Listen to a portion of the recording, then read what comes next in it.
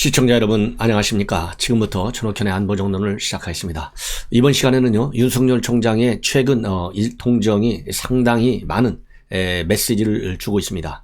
그래서 윤석열 총장에 대한 집중적인 최근에 여러 가지 일정을 종합적으로 분석하고, 앞으로 윤석열 총장 국민의힘과의 관계는 물론이거니와 이 대선 전략과 관련돼서도 우리가 충분히 다 알 수 있는 그런 단초들이 많이 나왔어요.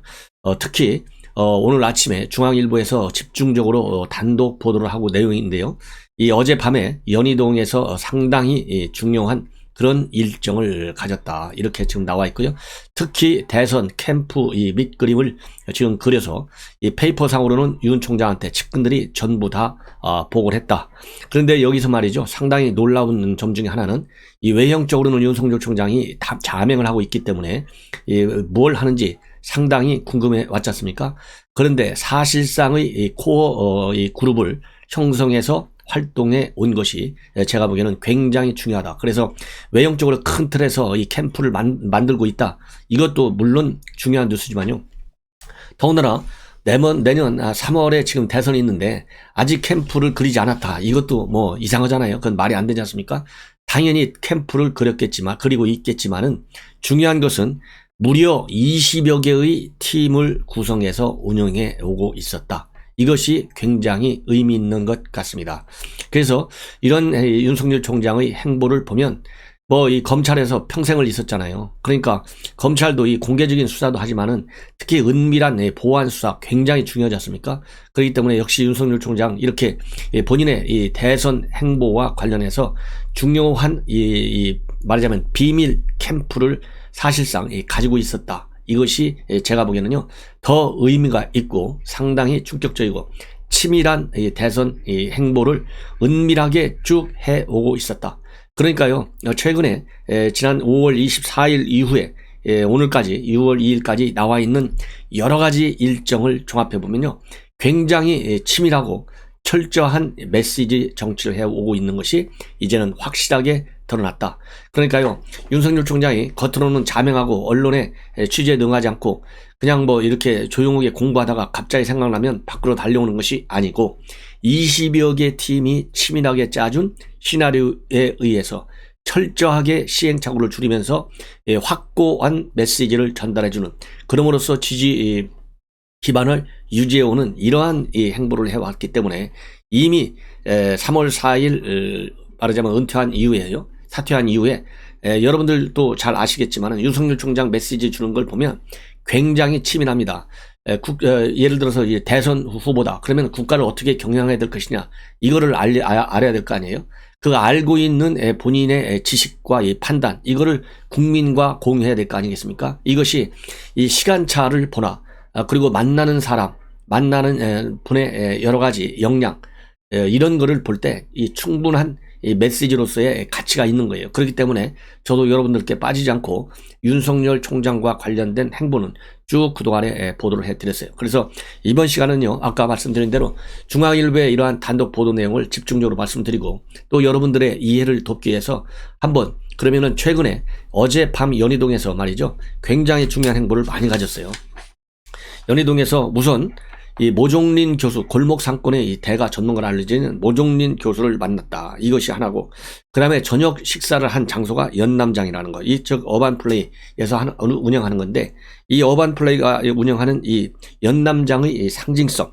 그 다음에 또 쭉 연희동 일대를요, 쭉 돌아다녔어요. 어제 무려 한 4시간 정도를 같이 있었다고 그래요. 연희동에서. 이게 어마어마한 시간이잖아요.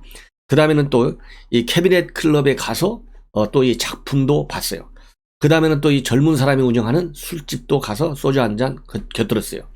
그 다음에는 대동한 사람이 이 장해찬 젊은 2030 평론가, 이 장해찬 씨를 또 이 동행해서 같이 갔어요. 그렇기 때문에 어젯밤 일정은요, 이 대통령 순시 일정과 비슷하다. 이 대국민 메시지가 굉장히 크고 포괄적이고 함축적이다.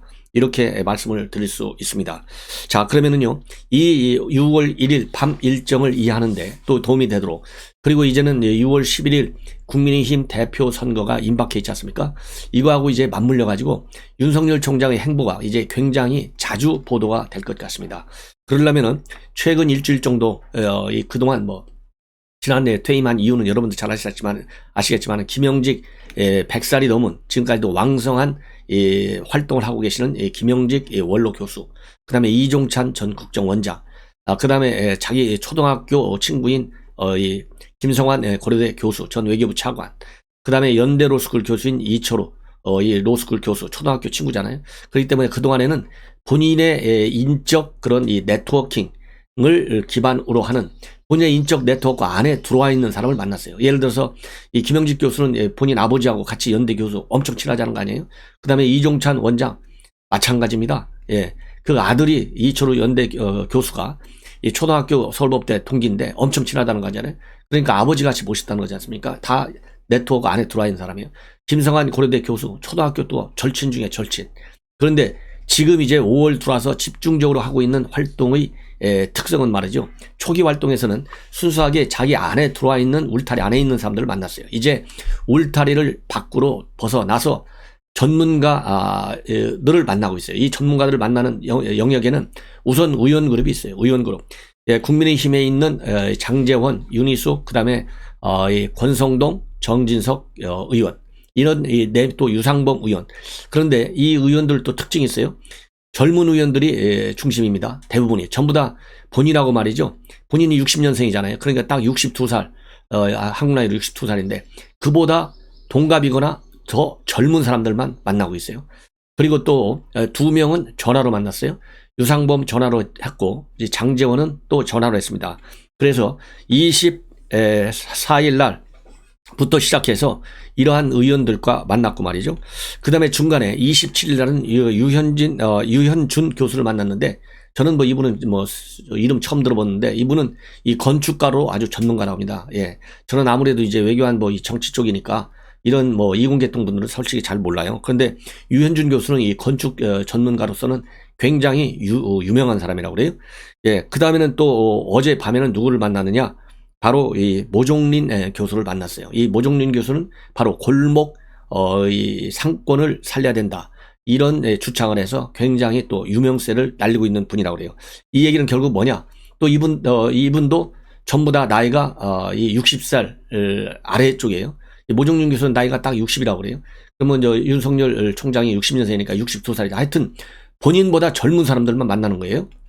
이게 굉장히 특징입니다. 그래서 이 어제 밤에 이렇게 행사를 가지기까지 쭉 만났는데 지금까지 또 하나 중요한 것 중에 하나는 지난 24일 날은 IT 업계 대표들을 만났어요.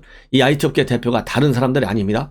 전부 2030 세대들을 만났어요. 그래서 이미 제가 여러분들께도 보도해 드렸지만은 IT 업계 이 나인 코퍼레이션 이 게임 업계라고 그래요. 이 김재석 대표를 만났고, 그 다음에 팀 스파르타 이 교육 애플리케이션 이런 걸 운영하는 분인데 또 아주 성공한 분이라고 그래요. 이범규 대표, 논스 하시온 대표, 이렇게 2030 세대들이 중심이 된 IT 업계 대표들을 만났어요. 그래서 지금까지 쭉 보면 연령적으로 보면 일단 젊은 세대입니다. 일단 굉장히 젊은 세대들 만나고 있고요. 집중적으로. 그 다음에 전문가 층들을 만나고 있어요. 그 다음에 교수 진영을 만나고 있고 의원진들을 만나고 있고 관료들은 아직 별로 이를 만났다. 이것이 아직 언론에 나오지 않고 있습니다. 이 얘기를 보면 윤석열 총장의 지향점, 이 캠페인과 관련해서 우리가 충분히 짐작할 수 있지 않습니까? 지금 이 국민들이 변화를 요구하는 이 정치권의 이 바람이 뭡니까? 젊어야 되겠다는 거 아니겠어요? 젊어야 되겠다. 젊다는 것은 2030 세대를 의미하는 거잖아요. 그래서 이 젊은 세대가 가지고 있는 이 영향력이 지금 대한민국 정치 판도를 바꾸고 있어요. 이것은 마치 10여 년 전에 이 안철수 당시 서울대 교수가 안철수 현상을 일으킬 때하고 10여 년 만에 다시 윤석열 현상을 일으키는 거고 똑같다. 그런데 이러한 이 2030 세대들의 이 변화, 혁신, 이런 데 대한 욕구, 불만이 있잖아요. 일종의. 이것이 지금 현재 국민의힘에는 이준석 돌풍으로 이어지고 있고, 그 다음에 윤석열 총장과 관련해서도 2030 세대들이 전폭적으로 지금 지지를 하고 있어요. 왜 그러냐면 이 공정, 이 문제가 지금 결국 이 조국을 계기로 해서 진보 좌파 정권의 공정과 정의 개념이 얼마나 타락됐고 부패하고 더러워진 것인지 2030들이 지금 아주 격분하고 있지 않습니까? 이거를 담아낼 그릇으로 2030 세대들이 윤석열 총장을 딱 택하고 있다. 저는 그렇게 봐요. 상당 부분이. 그렇기 때문에 아주 불타오르는 2030 세대들의 불만, 그리고 공정과 정의에 대한 이 가치, 이거를 윤석열 총장이 몸으로 받아내야 되는 거예요. 그래서 이런 열정을 가지고 지금 이렇게 젊은 사람들, 특히 2030 세대들, 왜냐하면 이번에 연희동을 어젯밤에 4시간 동안을 돌아다니는데 장해찬 평론가가 2030 평론가라는 거 아니겠습니까? 그래서 이런 걸 보면 2030의 활동의 초점이 굉장히 모여져 있다. 이것이 이제 하나의 특성으로 나타납니다. 그 다음에는 이제 정치적인 메시지와 관련해서는 과연 첫 번째로는 이제 국민의힘에 이제 뭐 입당하는 것은 거의 기정사실이 됐어요. 왜냐하면 일부 의원들이 전하는 바에 의하면 입당하라고 하니까 웃더라, 이런 얘기도 있고, 또 이 어떤 의원들이 얘기하는 것은 입당하는 것은 분명하다, 이런 얘기가 있고요. 또 이 장제원 의원 같은 경우에는 몸을 던지겠다, 더 이상 좌고우면하지 않겠다, 이 얘기는 이제 정치행보 본격화하겠다. 내가 뭐 옛날 뭐 반기문이나 고건이나 이런 분들 같이 정치하겠다고 나섰다가 슬그머니 들어가는 거, 이런 거는 안 하겠다는 거잖아요. 그래서 더 이상 좌고우면하지 않겠다, 몸을 던지겠다, 이 얘기는 윤석열 총장이 그동안에 내놓은 직속, 말하자면 직구 스타일의 이런 의미심장한 결기를 나타내는 거예요. 그렇기 때문에 이제는 상당히 전투 자세를 가다듬고 있는 것 같아요. 그래서 장제원 의원이 얘기한 걸 보면 윤석열 총장이 이런저런 고민도 했고 깊이 생각도 했다.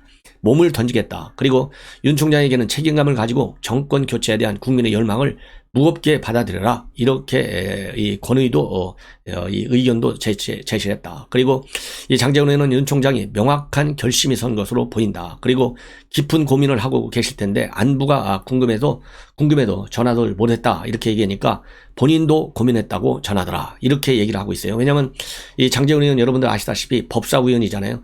총장 할 때 법사위원 했지 않습니까? 그러니까 이리저리 당연히 상당한 이 친분 관계가 있을 수밖에 없다. 이런 말씀을 드리고 싶고, 그 다음에 이제 윤희숙 의원하고도 만났는데 윤희숙 의원은 정책의 배신이라는 책자를 읽고 이제 마음에 들어서 윤희숙 의원을 전화로 연락을 해서 만났다. 이렇게 알려져 있어요.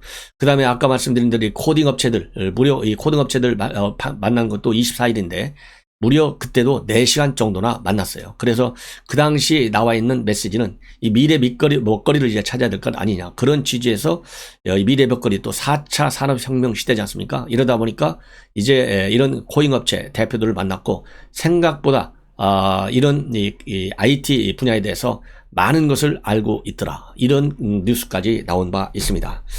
자, 그러다 보니까요, 이제는 어젯밤에 나왔던 일정과 관련한 내용을 중점적으로 말씀드리면, 모두에서 말씀을 드린 대로 우선 모종린 교수를 만났어요. 그래서 이 모종린 교수는 연대 국제대학원 교수입니다. 근데 우선 먼저 여러분들 뭐 아시는 분도 계시겠지만은 모르시는 분들을 위해서 좀 자세히 말씀을 드리겠습니다. 이 모종린 교수는 전국 곳곳을 다니면서 골목길 상권시도, 이른바 골목 여지도를 완성해가지고 유명한 사람이라고 합니다. 그러니까 이 모종린 교수의 경우에는 이 이론적 체계가 이렇게 되어 있는 것 같아요. 대한민국은 지금 현재 국가 차원의 산업 기반, 산업 경제 가지고 있다 이거예요. 국가 경제. 이 대한민국의 국가 경제는 누가 운영하고 있느냐? 대기업이 있다는 겁니다. 그런데 이것만 갖고는 안 된다는 거예요. 그럼 뭐가 필요하느냐? 골목 상권이 필요하다는 거예요. 그래서 골목 경제, 골목 상권, 골목 대장이 필요하다는 거예요. 그럼 골목 대장은 누가 되겠어요? 자영업자들이 돼야 된다는 것이죠. 그래서 이 자영업자들이 골목 상권을 골목 상권에서 이 성업을 해야, 잘 돼야 국가 산업 경제까지도 키워진다는 겁니다. 그러기 위해서는 자영업자가 잘 돼야 되고, 골목 대장들, 이 자영업자들, 골목 상가들이 잘 돼야 된다는 거예요. 그래서 155곳에 이르는 골목 상권을 개발해냈다는 겁니다. 그래서 이 골목 상권이 발달이 돼야 지방 경제가 크고, 지방 경제가 커야 국가 경제가 큰다. 이런 논리적 구조를 가지고 있는 것 같아요. 제가 쭉 자료를 연구해 보니까. 예, 그래서 이 모종린 교수는 골목 상권에 대한 중요한 이 중요성을 굉장히 강조하고 있는 분이고, 그러면 골목 상권이 크려면 골목의 지역 대장 문화들하고 연결이 돼야 된다. 그래서 지역 문화는 이 골목 대장, 이 자영업 번영하고 이 골목 문화하고 또 연계시켜야 된다. 이런 말하자면 이 국제 정치에서는요, 이걸 연계 이론이라고 해요. 링키지 시오리라고 하는데, 이 경제에 있어서도 이 링키지 시오리, 그러니까 이 연계 이론을 강조하는 교수인 것 같아요. 왜냐하면 저는 뭐 정치학, 국제 정치를 공부했기 때문에. 그래서 이분이 머물고 싶은 동네가 뜬다, 이런 책자까지 쓴 굉장히 아마 유명한, 아마 저렇게 쟤만 모르고 다른 사람들은 다 아는 분인 것 같아요. 그래서 이 모종린 교수도 이런 이 성격을, 또 이런 스토리를 가지고 있는 분인데, 이 모종린 교수가 뭐라고 얘기를 했느냐, 우리나라엔 국가 산업만 있지 지역 산업은 존재하지 않는다. 특색 있는 골목 상권을 바탕으로 지역 경제를 살리는 것이 한국 경제의 대안이다. 그래서 동네 대기업이 성장해야 지역 경제가 산다. 그리고 이렇게 자리를 잘 잡은 동네 문화가 전국 각 지역에도 퍼져야 한다. 공장 위주의 산단 도시에서 문화도시로 변해야 한다. 그래야 지방에서도 젊은 사람이 머무는 생태계가 조성될 수 있다. 그러니까 이 대목에서도 젊은 층이 딱 고려의 대상이 되잖아요. 그 다음에 자영업, 중소기업이 또 연구 대상이 되잖아요. 그 다음에 지방경제가 들어가잖아요. 그 다음에 또 지방 문화까지도 연결되지 않습니까? 다양한 키워드를 집어낼 수 있고 다양한 메시지를 줄 수 있어요. 이러기 때문에 제가 모두에 말씀드린 대로 20여 개의 팀이 굉장히 치밀하게, 제가 보는 머리 좋은 사람들이 거기 다 달려드는 것 같아요. 예, 그래서 윤 총장이 어제 밤 한 4시간 정도 이 연희동 일대를 돌면서 골목 상권 살리기에는 청년, 자영업, 지방 발전이라는 3대 요소가 담겨져 있다. 청년들이 주축이 돼서 골목 상권이 뜨면 지역 경제와 자영업자가 동시에 살아날 수 있다. 이런 입장을 밝혔다고 합니다. 그런데 이미 이런 도시개발 문제, 또 이 부동산 개발 문제, 재건축 문제, 이런 거와 관련해서는 유명 건축가 유현준 홍익대 교수와도 이미 최근에 27일로 기억이 되는데요, 이미 한번 만난 걸로 그렇게 알려져 있어요. 그래서 그 유현준 교수하고 만나서 도시개발의 독과점 규제를 풀어야 한다. 그래야만이 1인 가구, 2인 가구 이런 것들이 들어서 갖고 가구 특성에 따른 다양한 수요를 충족시킬 수 있다. 이런 입장을 나눴다고 합니다. 그리고 어젯밤에 말이죠, 또 이 어젯밤에 간 일종의 이 장소들이 또 상징성이 있어요. 아까 말씀을 드린 대로 연남장을 갔는데, 연인동 연남장 유명한 데잖아요. 예, 여기는 이 도시재생업체인 어반플레이가 운영하는 곳이고, 지역 문화를 기반으로 한 창작자들과 동네 주민을 연결하는 일종의 복합 문화 공간이라고 합니다. 그래서 이 모종민 교수가 이 연남장을 택한 것도 골목 상권을 위해서는 이러한 문화 공간이 필요하다, 이런 거를 인식시켜주기 위해서 그쪽을 갔다, 이렇게 알려지고 있고요. 그 다음에는 또 다른 문화 공간인 캐비넷 클럽을 갔다고 합니다. 거기에서 전시 작품도 관람하고요.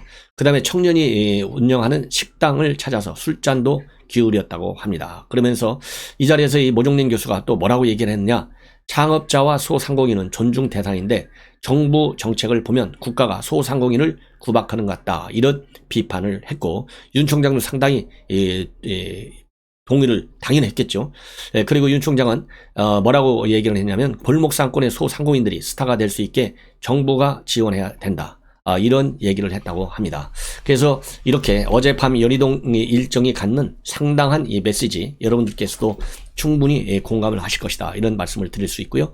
그 다음에 이제 윤석열 총장 대선 캠프 초안을 보고받았다. 그래서 윤 총장 주변에는요, 이 전략, 기획, 메시지, 일정 이런 것들을 관리하는 20여 개의 소규모 팀이 있고, 이런 분들이 유기적으로 연결된 이 단일 조직 체계가 이제 필요하기 때문에, 왜냐하면 이제 활동이 본격화되니까 말이죠. 그래서 캠프 초안을 만들어서 페이퍼 형태로 보고를 했다고 합니다. 그리고 또 예비 대선 캠프를 갖고 있기 때문에 조직 구성상 필요한 업무, 이 걸맞은 전문 인력 등을 적어서 윤 전 총장 쪽에 보냈다, 이렇게 돼 있고요.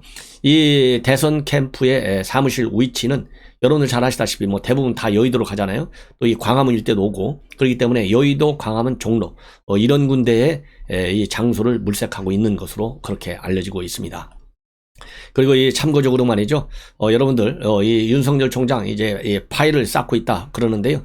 지금 현재 국민의 이 힘 측에서도, 그리고 윤석열 총장 측에서도, 장모와 관련해서, 문제가 있으면 내가 이러한 지금 현재 대권과 관련된 행보를 하겠느냐. 즉, 정치권에 진입하는 이런 문제를 내가 하겠느냐.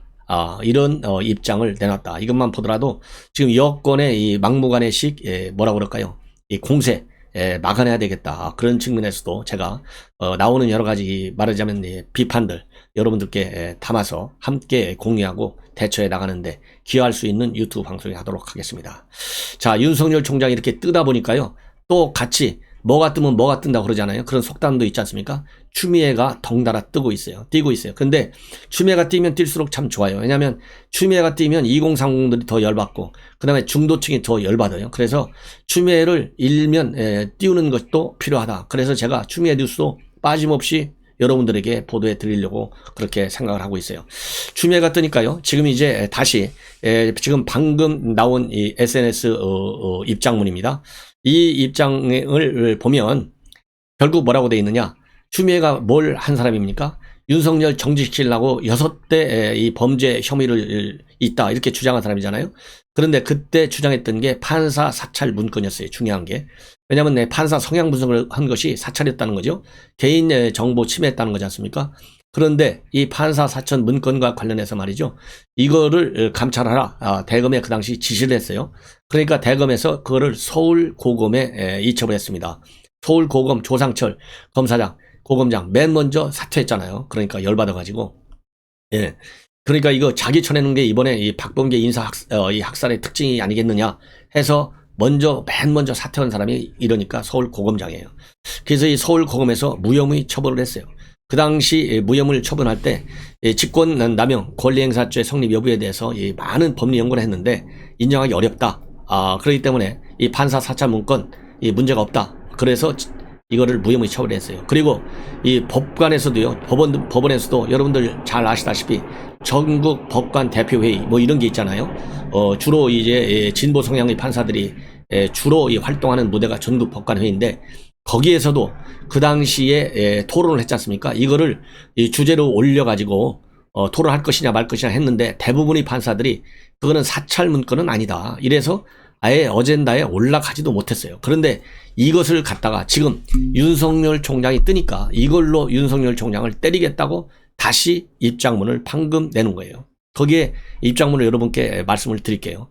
이 한마디로 얘기해서 이제 법무부가 철저히 경위를 조사해야 된다. 그러니까 박범계한테 지시한 거예요. 지시. 너 뭐 하고 있어? 지금 윤석열 총장 뜨는데 너 판사 사찰문건 갖고 시비해야 될 거 아니야? 이렇게 박범계한테 메시지를 전달한 거예요. 예. 그러니까 지난 2월 달에 서울고검에서 무혐의 처벌했으니까 4개월 만에 다시 끌고 들어온 겁니다. 그래서 최근 검찰이 공수처에 이첩하지 않고 무혐의 처분을 했다. 법치를 조롱하는 검찰, 중단 없는 개혁만이 답이다. 그래서 이렇게 주장을 하고 있어요. 그러면서 작년 11월 26일 이른바 판사 사찰 문건에 대해서 법무부 장관으로서 수사를 의뢰했고 대검은 사건을 서울고검에 재배당했다. 서울고검은 이를 공수처에 이첩해야 하지만 이첩하지 않고 무혐의 처분했다. 여기서 이첩해야 된다. 이 얘기는요. 이 공수처법 25조 2항에 나와 있는 거예요. 검사 직무는 공수처가 처리하게 돼 있지 않습니까? 이것 때문에 이첩을 해야 되는데 왜 안 했냐 이거예요. 이게 추미애의 주장의 핵심입니다. 그러면서 추미애 장관의 주장은 이렇게 이어집니다. 대검은 검사의 범죄를 수사해 그 결과 무혐의 결론에 이르면 직접 처분하고 공수처에 이첩하지 않는 예규를 만드는 것이 마찬가지 아니냐. 이러면서 대검을 비판하고 있어요. 이때의 총장이 그러니까 윤석열 총장을 비판하는 거예요. 이런 식이면 검사의 범죄는 검찰이 직접 수사할 권한이 있다는 것이 되어서 얼마든지 제 식구 봐주기가 가능해진다. 따라서 법무부는 관할 없는 서울고검이 사건을 이첩하지 않은 이유와 임의로 수사하고 무혐의 처분한 것에 대해서 진상을 확인하고 조사해야 한다. 공수처는 검사의 고위공직자 범죄에 대해 이첩을 요구해야 한다. 이렇게 주장을 하고 있습니다. 자, 참 추미애, 야, 대단한 사람입니다. 예, 이런 사람한테 뭐 장관이라고 이름 붙일 필요가 있겠어요? 자, 이렇게 해서 윤석열 총장이 뜨니까요. 이 추미애와 함께 덩달아서 춤을 추면서 뛰고 나선 사람이 최민희 전 의원이에요. 여러분들 최민희 전 의원이 뭐 온갖 종편 뛰어다니면서 난리를 치고 이 정부 여당 옹호하는 거 다 아시지 않습니까? 국민이 비판하고 이 윤석열 총장이 이 춘천에 가서 강원도 강릉에 가서 말이죠. 사진을 찍은 거 하나를 두고 시비하고 있고요. 그 다음에 이 방역 지침을 위반했다고 왜 한 6명 정도가 만났나 봐요. 그러니까 왜 마스크도 안 쓰고 6명이 돌아다니면서 사진 찍고 난리냐. 그리고 식당 주인이 여주인인데 어깨 동무하고 사진 찍은 거 이거 문제가 있는 거 아니냐.